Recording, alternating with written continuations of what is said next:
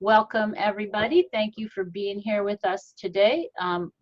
Chris Peterson has joined us very graciously to talk to us about his life experiences, both as a person with disabilities in a society that has trouble sometimes including people adequately, and as a social justice advocate for differability rights. He's also a poet and a writer and an active community member. He has a large, wide, broad, and fascinating group of friends and interests. And for those of you who haven't noticed the back wall behind him in the video, he's a Giants fan as well. And I know Chris through my partner Jason, and so he's going to talk to us a little bit today about his life and experience, and then we'll do an open Q&A towards the end. So thank you so much for being here, and take it away, Chris. Hi, good morning, everybody. So where do I start this wonderful story? Let's try birth. I think my life mantra could simply be put in 3 words: confront and conquer. Birth was a struggle, but I conquered, I confronted, I conquered, and I was put in the literally at the start of my life. I don't really recall the first 2 years of my life, but my birthday is January 24th, 1980, but I also consider the date of May 10th, 1982 a second birthday, because that is when I met my everyday mom, Pam, who is here today, at a group home that she ran. I was her first and also fortunate to be her last. What do you call them? Participants, individuals, consumers, clients, or a person with a disability, right? I lived in the group home system for roughly up to like 21. Actually moved into 3 group homes, and then was asked to join Pam's family at in her personal home after she closed all the group homes. And then she saw me through getting my high school degree and going to college at West Valley, in which I achieved getting a AA in liberal arts at West Valley College. And then all the meanwhile, I got asked to do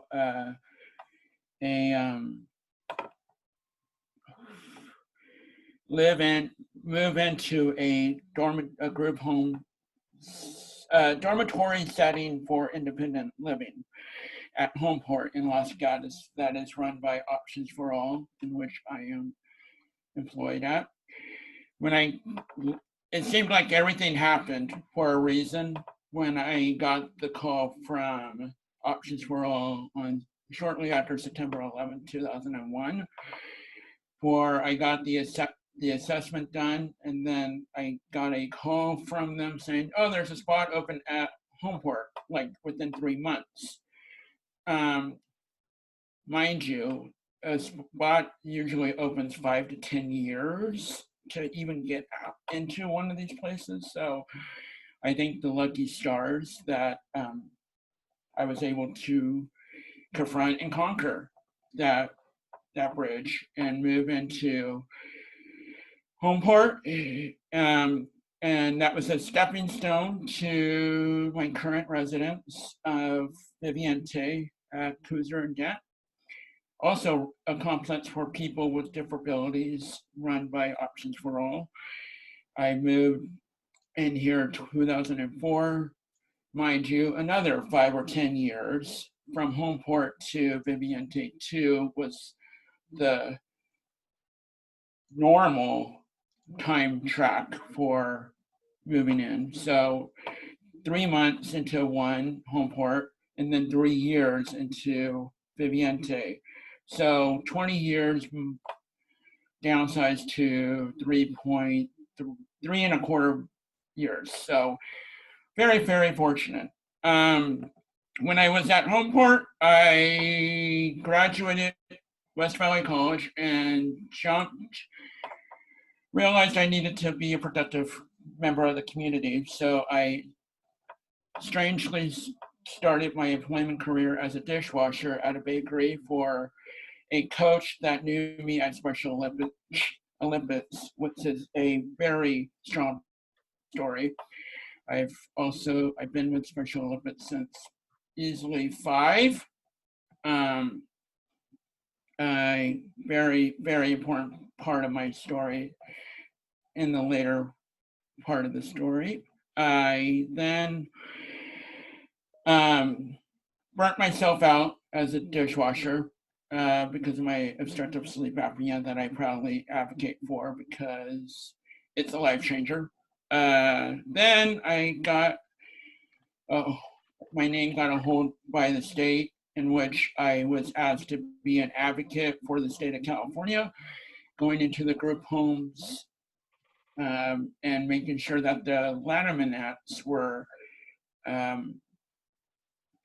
being given to the people in the group homes. So a lot of report writing, a lot of writing. It really does help a writer to write reports, but that just was not my cup of tea. I was getting an itch to be more direct in the community.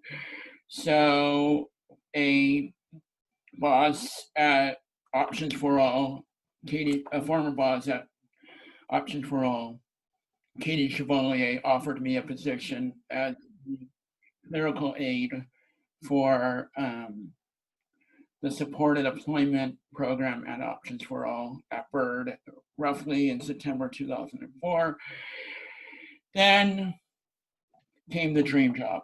I was offered, like roughly a year after that, a position in the day program of Options for All, in which I am proud to say that I am still being an active staff member working at this time. And along the way, I've picked up a few habits. I sort of love writing poetry. My life story cannot be without the name of Cindy Hayes or Joyce Randolph from my high school, who Joyce Randolph being the teacher that inspired me to write a poem after reading Macbeth by William Shakespeare. I have written roughly over 8,000 poems in a matter of 23 years. I find it to be my sanity through this time of stillness that we are in at the moment. I have written a poem each day just to keep my head from not going insane. Music is also a very big part of my life. I'm an 80s guy. And one of probably the biggest night of my life was the evening of November 9th, 2017, in which I was honored as the San Jose Hall of Fame Special Olympian Athlete of the Year for 2017. With that came a speech full of people on the floor of the Shark Tank or HP Pavilion or San Jose Arena, whatever name you want to call it these days. In which I was asked to literally do what I'm doing right now, tell my life story, and I did so with the pride that I am presenting to you today. I got a nice little paperweight of glass saying my name, and with the bonus of my name being forever immortalized on the wall in the Shark Tank. So section 210, if you'll want to see it. I also like to challenge myself every so often, like crazy things, like riding my bike. I like to ride my from San Francisco to Los Angeles every first week of June. And it's for the first 5 years, I was a support roadie in which I served food to all the participants, all the riders, got to be fit my social nature to a T. And then I wanted to jump the line. So this year would have been my 5th year riding. I've done a minimum of 250 miles every year. Another important person in my life is my mother and my sister. My sister is truly my best friend. She also inspired me to get out of this little routine and go on a cruise last November, in which I was able to go to the Bahamas and Florida for the first time. I've also been to New York, I've been to Florida, I've been to Washington State, I've been to Oregon. And I've just have been very blessed to be here for 40 years. I constantly laugh at the fact that the world wanted to shut down after I turned 40, by the way. So I'm sorry that turning 40 brought a standstill to the world. So, so, in closing, I would like to tell you the reasoning of the word differability in my eyes. It really leaves a sour taste in my mouth when someone wants to say that they're disabled. Disabled means you're like not able to do anything. I strongly believe that each person on this planet is put on this planet with a purpose and with one or many abilities. So we're all different. We all have bones. We all have names. We all have body parts. We all have flaws. We all have gifts. So we're all different and we all have abilities. So thus the word differabilities. So I'm hoping that that word gains traction in this community because then disability just rubs me the wrong way and it's just another negative connotation on a community that's constantly struggling in history and at present and in the future as well. So let's try to make the future a little brighter and change the connotation and the term. So that is my story and I'm sticking to it.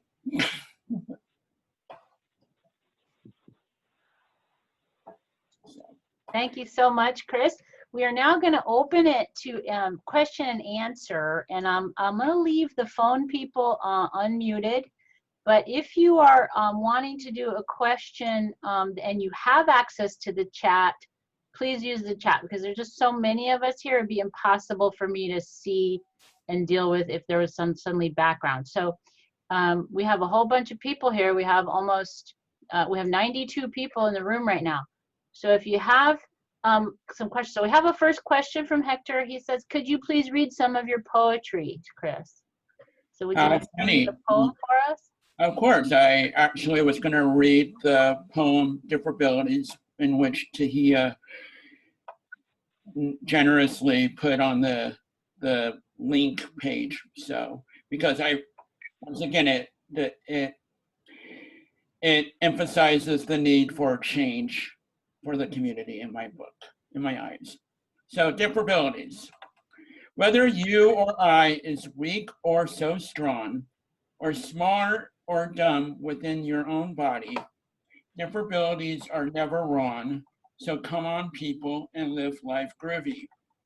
It don't matter whether you're light or dark, or tall or small, thanks to your genes within. You can have medical painful scar mark. Differabilities shall make life grin. One can be a genius of normalcy or a handy capable character, All have differabilities of glee, so humanity have patience so pure. The new cool slogan is weird and insane, and proper etiquette is still lovely. Yet to still someone somewhere, change is pain. So let differabilities be free. Life is too short to be so judgmental, so let all differabilities soar. For all souls should live thinking so mental or physically challenging their core. Gone is the weak word of disabilities from this poetic ton, for all have differabilities in my eyes that inspire hope's sun. It was written back in 2012. Very nice. Thank you, Chris. Very good. So we have some other questions on the board. What other sports do you like? Deborah says she likes to bike ride, but she's curious about the other sports you enjoy. My background shows that I'm a little avid Giants baseball fan. I also like the Sharks too, and the Warriors, but the Giants are my team. Is my ray of hope. Basketball, Special Olympics I do every year, basketball, softball, and bowling. And then in the spring, I usually train for the bike ride because it's no walk in the park riding from San Francisco to Los Angeles, as you could imagine. Yeah. Julie asks, have you had to deal with the R word? When I see people use it on Facebook, I'm not sure what to say to them. If it was a friend of mine, I would say something, but these are usually people I don't know, like friends of friends. That brings a very painful memory, but it needs to be told, the story of the R word. I was at my nearby McDonald's one day with a bunch of friends, and we were just eating. A random person comes up with a phone camera and started taping us just out of the blue. I'm like, what are you recording? I want to see how retards eat. That really busted my high. It's a sad. I reacted and I stood up for myself by asking him firsthand, can you please delete that video because I find that very offensive. He refused. I had a very sour taste in my mouth, and came back later that night, found out that the manager had called the police and they had arrested the gentleman. No, well, he's not so gentle if he was being that offensive, right? So a doo-doo-doo. Yeah, there's a word. So they arrested the doo-doo-doos, and it gave me reassurance that this is my calling. I need to stand up for those. And that letter, that word, along with crippled, handicapped, deformed, just rubs me the wrong way. So you use that name, you use those terms around me, expect a reaction of not the pleasant kind. But I rather use my head than my fist, so that's also a good thing to do. Thank you. It says, how were you able to locate the different resources to assist you in educating, classes, funding, etc.? Props go to San Andreas Regional Center. Props go to the school districts along the way for being such an open. We had to fight for me the first 3 years. Up to third grade, I was in special day classes, and then they realized that the big head was quite so-called, or even smarter than the so per se special day classes. So I was mainstream from third grade on, with always a connection to either the special ed department or the resource specialist program of the school that I was attending. Okay. Have you been to a Giants game? Anna wants to know. I have been to several Giants games throughout the years. I've had a streak of attended every opening day game of Brandon Crawford's career. So that's a pretty cool streak to have. So Cool. Julie wants to know, is the I have a question. Oh, go ahead. Okay, my question is from Mark. okay. He wants to know which Big Bang Theory character you feel you are most like and why. Funny question. I also have an avid obsession with the series Big Bang Theory. I'm strangely probably Sheldon because I'm annoying. To the point of my communication. I mean, I'm really communicative, and I try to think before I speak and think logically because this world needs more thinkers instead of impulsive doers. So, Thanks. I think that, by the way. Julie wants to know if the San Francisco to LA bike ride is the Special Olympics buddy ride. It is not. It is known as the AIDS life cycle. It is put on by the San Francisco AIDS Foundation and the Los Angeles Gay and Lesbian Center down there in Southern California. By the way, Chris, I'm scrolling through compliment after compliment about your poetry and your presentation. So you're getting tons and tons of comments, but I'm just sifting out the questions. So, Hi, Sophia, can I say a please. question? Hi, Chris. Quickly, I just want to say thank you so much for spending time with us here. I do very much appreciate your work and your presence in this conversation. I wanted to ask, you know, I've also used the phrase differability before, but I've also, you know, engaged with many people who consider themselves disabled and like to use disabilities. So I guess my question is, what would you say to people in the community who like the identification of disability? To each their own. Different strokes for different folks, right? So Yeah. we shouldn't look at anyone different for their choice in this community, right? I mean, as in general humanity, we shouldn't look at people differently because of their choice. They're still here with purpose. Right. So that would be my advice to them, those wonderful people. William wants to let you know that he's also participating in Special Olympics. Nice. So, and then we have, is there a place where we can read your poems? My Facebook link, I will totally give you that information. You Yeah, I can. Yeah, you can send it to me and I'll put it on the website. Most definitely. So. Okay. Who was your mentor or someone you found inspirational in your walk of life in addition to Pam that welcomed you? Oh, wow. One person, my mom, my sister, and the movie Wonder.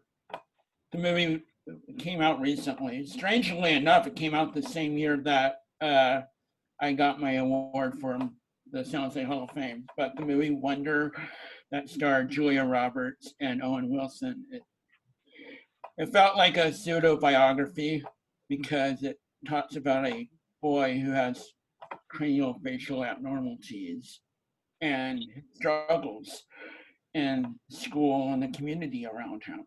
So I felt that movie was I still feel that movie to be my all-time favorite because it's such a touching movie.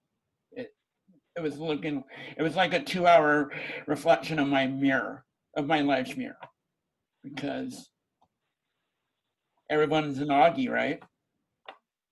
So. Thanks. How long does it take to ride from San Francisco to LA? Nancy wants to know. It takes a tremendous 7 days from San Francisco to LA. A lot of work. And Jesse says, I don't care for excessive labeling either, but what medical terminology do you prefer? Human. We're all human, right? Yeah. What Right. is your advice for people who have a negative attitude, especially at this time? Can you repeat that question again? What is your advice for people who are having a negative attitude, especially at this time? We have a lot of time on our hands. Do what you love. Attend those projects that you wouldn't usually do. Do what you want, and simply it is what it is. I mean, I know it's a really big change for humanity at the moment because of the pandemic, but it needs happening. I mean, it's really it's sad, but unless you're a government official or an expert that knows more about it than we do, then we just need to go with the flow of things because life is what it is. So just go on for the ride. Humanity before normalcy is my stance regarding the moment. Like that. Awesome poetry. And Vishal asks, how do you do that poetry? I think she's asking, what's your process or what's your writing process for your poetry? It's quite impulsive. I simply get a thought in my head, or I look at something. Many times I look at something, or I look around and it tickles my brain, and I'm like, it just fills out. And it's quite honestly my therapy on most days. My curse on others because it's just I spill very intimate details at times, and it's remind scars, right? And I write poems about my surgeries in the past. I've written about bad days, heartbreak, but life. There shouldn't be. There should not be any moment that should be documented in one's life through creativity. That's great. A lot of people are excited to have shared their enthusiasm for the movie Wonder, and some are going to go watch it now. Nice. Can we hear another poem? Can we hear one more poem? Okay. Okay, let me, okay. People ask me, I'm gonna share that with you. It might have the D word, the disabled word, but we're good, right? So. People ask me, how can you grip with your problems? This is what I tell them. Life is life, and life is an adventure. There's no time to sit and pout with wonder. You have to accept and deal with the flow, for just sitting and doubting won't go. Sure, depression can ease trouble's thunder, but you need nerve to desert pain's juncture. Disabilities are dim, so don't let yours grip life, 'cause days are small like tongues. People ask me why I'm strong and what makes me happy. I simply reply with witty adjectives like thankful, nimble-witted, or simple, and gracious smiles given to me by people like my mom, dad, friends, and loyal relatives. People ask me, and I respond with nothing crappy. Nobody's perfect, so that must mean all is disabled. No one masters everything, and one can't know all.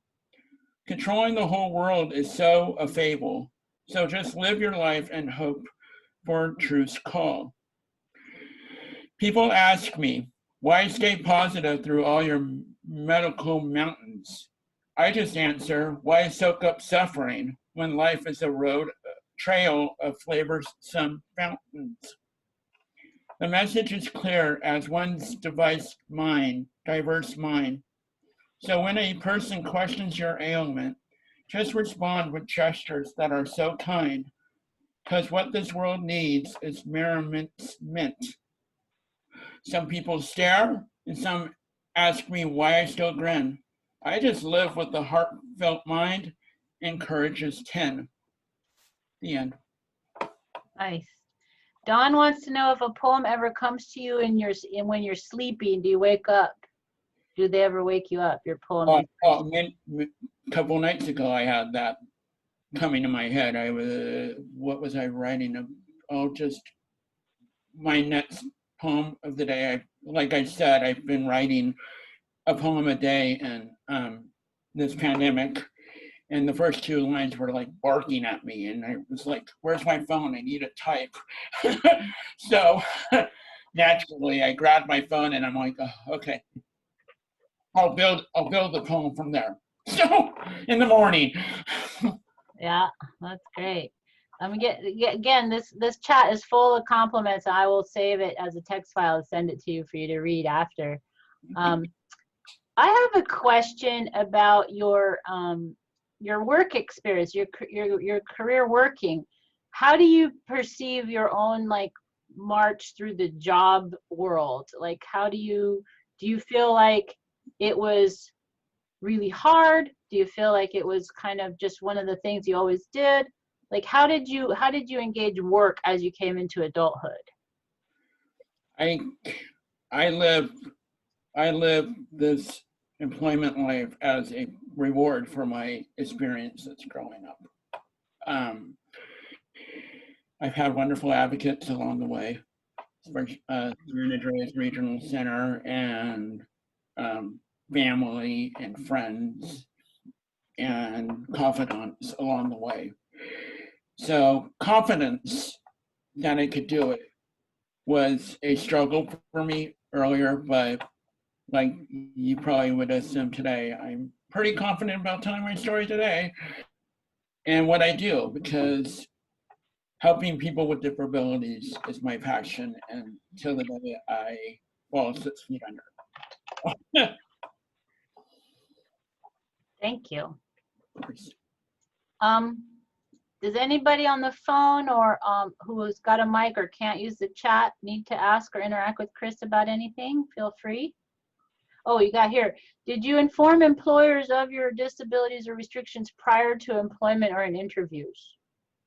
It was quite apparent. I mean, my appearance is very, it's not really so-called normal looking head here, right? So cranium. Not really.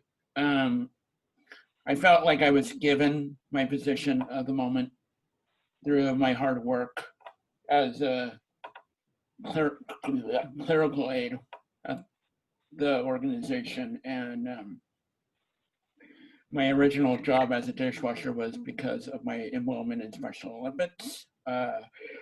My state job was through the San Andreas Regional Center. So it's my ties to the community has rewarded me with the jobs that I've had in my life. So, which is just like everybody else, right? That's how everybody gets their jobs. Exactly. Right. People want you to compile all your poetry and reflections into a book and publish the book, and they all want to read and buy your book. I to your surprise, everybody, I do have 2 books published.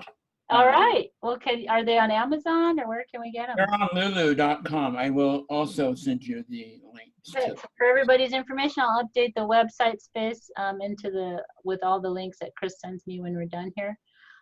If it's okay, I have. Just tell you something. Chris's stories are. My name is Michelle Shear. I just want to let you know. And Chris, your stories are really awesome, actually. Thank you. I have one other question that's a little bit more about we're in a field of work, right? And in our field of work, there's a movement that's been afoot for some time that we're trying to support and improve, which is called person-centered thinking. And I was wondering if you've run across that or have any advice for those of us who are helping folks who want the systems and the programs to be more person-centered. Is there something that you would say to us that we could do to make that come about or to improve that for people that we're trying to help? We are actually, my work is also with that, starting to move their compass to what's called people-centered planning. I think it's been my mindset from the day one. Simply listen to the people you support, because having the mindset of yourself means nothing in this field. You need to be there for the people you support. And in regards to people-centered planning, you often need to ask yourself the question, would you want this if you were in their shoes? I mean, you need to use your voice and you need to have direct communication and an open mind and an open heart, because this field is very flexible and very unpredictable, but it's a beautiful ride. But just listen. That's all we could do. I mean, don't hush anybody, because everybody has a voice, whether they're verbal or nonverbal as well. Thank you very much. People want to know if you have a podcast or a YouTube channel. I only have a YouTube channel, but I rarely do it. Rarely. I've done a couple open mics videos, but that's it. And I'm hoping that when the community of life opens again, hoping to do the open mic more. For sure. Great. Well, we're getting here. If there's more questions, you can hang out and ask your questions. Chris, if you're getting tired of being 7 days and talking, so yeah, I'm just gonna leave it open. If you want to unmute yourself or pitch Chris a comment or a question, feel free. And we're just gonna kind of hang here for a bit. Jesse says he likes the community of life. He likes that word. I really miss the community of life beyond words. We're all natural social people, right? I mean, this is literally a lively destiny for us right now. So, I mean, to be isolated in our homes, and so. How long have you lived on your own, Chris? I have lived on my own. I didn't do the math when you were giving the narrative. I am going in the year 20 of my own. So. That's impressive. So just be yourself and do what confront and conquer, adjust and adapt. Those are two, and always, like my sister said, look upward and onward every valley. So. Tia, this is Kelly. May I ask a question? Yeah. Hi, Christopher. I think you are a great source of inspiration for all of us. But I do have a fun question for you. If Hollywood were to make a movie about your life, which celebrity would you choose to play your character? Oh wow. Oh wow. Oh, probably Aaron Stoltz from the movie Mask. That was another back in the 80s. The movie with Cher and Sam Elliott. Aaron Stoltz. Yeah, I love that movie. That was also a very touching movie regarding differabilities. And strangely, when I get headaches, I'm like weird. I mean, I feel it's usually a sign of my sleep apnea acting up. So yeah, Aaron Stoltz or Jacob Tremblay as Augie Pullman, a little more grown up, would be great. So either of those people would be great. But thanks for that fun question. That was very joyful to answer. Somebody wants to know that discrimination comes in many forms. How do you deal with it when you run into it? What's your, and you've said some general strategies, but maybe if there's a particular instance. Well, that McDonald's incident comes to mind. Yeah. Directly to me. So I even learned from that experience that they're not, those kind of experiences are from people who don't have such an open mind. I mean, I'm not trying to be judgmental when I say that, but they're not as educated or informed as I am, because I know what's in my shoes. I know what I've been through, and to be belittled because of that makes me a taller person. So Yes. I just walk prouder as a person with a disability one day. I'm like, because I'm going to stand up for those, for myself first, and then for others, always. I think one of the things I love the best about the word differabilities is it applies to everyone. It's Mhm. not it's not a term for some subset of the population. It's everybody. Right. We're a community. We're a general community. Why not use a general term that affects us all? Because if someone's perfect, I really don't want to meet them. You know, I'm just saying. It just makes sense because you're boring. Absolutely. Well, thank you so much, Chris. We so appreciate your time and your energy. I'm just going to leave the room open, and folks can talk to you directly if they want to, but anybody who is got to move on to other things is free to leave. So, and I'm going to go ahead and stop the recording now. So we'll sign off here as far as the official recording. And thank you so much. Thank you.